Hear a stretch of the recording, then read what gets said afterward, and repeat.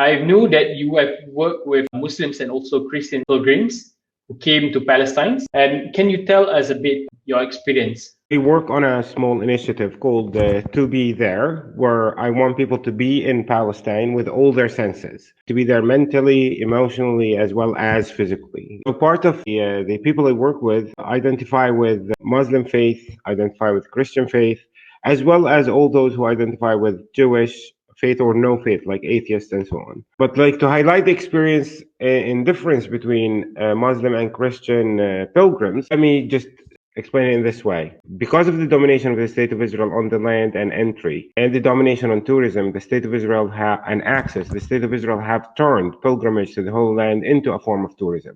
Exactly like how a Christian would go to Italy to visit the cathedrals. Now you don't go there for spiritual pilgrimage, you go there to see Pisa Tower. It's just like a tourist attraction. And unfortunately, the State of Israel is dealing with our holy sites as if they were tourist attractions. So the attitude we have is to help people remember that they are in the Holy Land, right? Then they have to see the people of the Holy Land. So my experience is simply full of preconceptions and full of assumptions that are based on the narrative that Arij was talking about.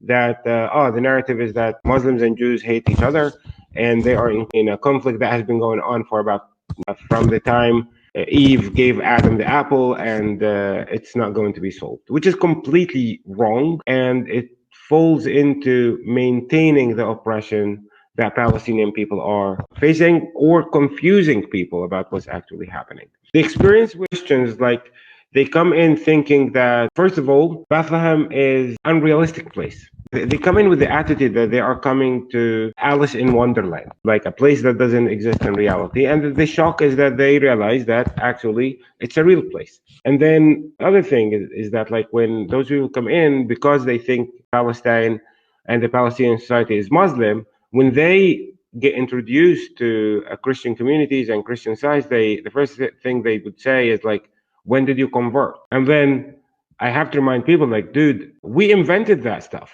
Like, the Christianity was invented here, and everybody else is the converter, is the person who converted to that faith that started here. So the people you are meeting are the people who maintain that faith through centuries of Roman persecution, Islamic control, Crusaders persecutions, Ottoman persecution, and so on, and they still believe in that belief, like any other Christian population around the world. The second thing is, like, when you deal with also Muslim visitors, they come in assuming that they will be among Palestinian Muslims. And then they get shocked to see that Palestinians are not only Muslims, and there are, like, actually Christian holy sites put side by side with Muslim holy sites. And if you want to be in solidarity with your Muslim brothers in Palestine, you should not leave your Christian brothers who are also in Palestine, because this is like the basis for sectarianism. If people support us because we are Muslim, then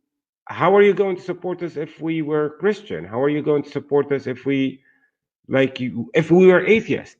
As Arid said, in this town of Beit Tahur, people were part of creative resistance, right? They come out of the mosque, they come out of the church and from the street, like Muslims, Christians, atheists, and so on, to go into the exact same struggle. The main experience is both, like, Christian pilgrims and Muslim pilgrims, they are both shocked by our reality simply because they have been always fed an incomplete narrative about the Palestinian society. They are always shocked to see our beautiful diversity. They are always shocked to see that we identify with one thing that have fed into our beautiful culture, which is all Abrahamic faiths and so on and so forth. It's mainly the shock that you can see a diversity of people who identify in different faiths, and still they continue to live side by side, continue to care for one another, continue to respect the privacy of one another. And this is how, like, the Palestinian society has evolved ever since time.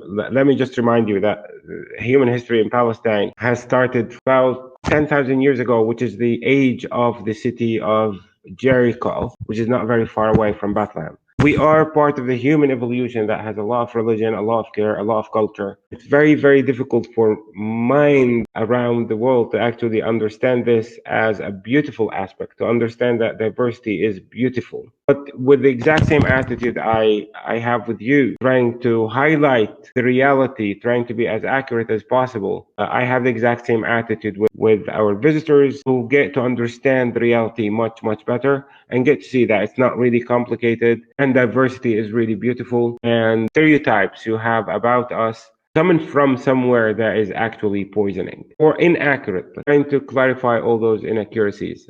As Ari said, like if you are a person of faith, then you have to be in conflict with oppression, like and not understand nor justify oppression regardless of who the oppressor is and regardless of who the oppressed.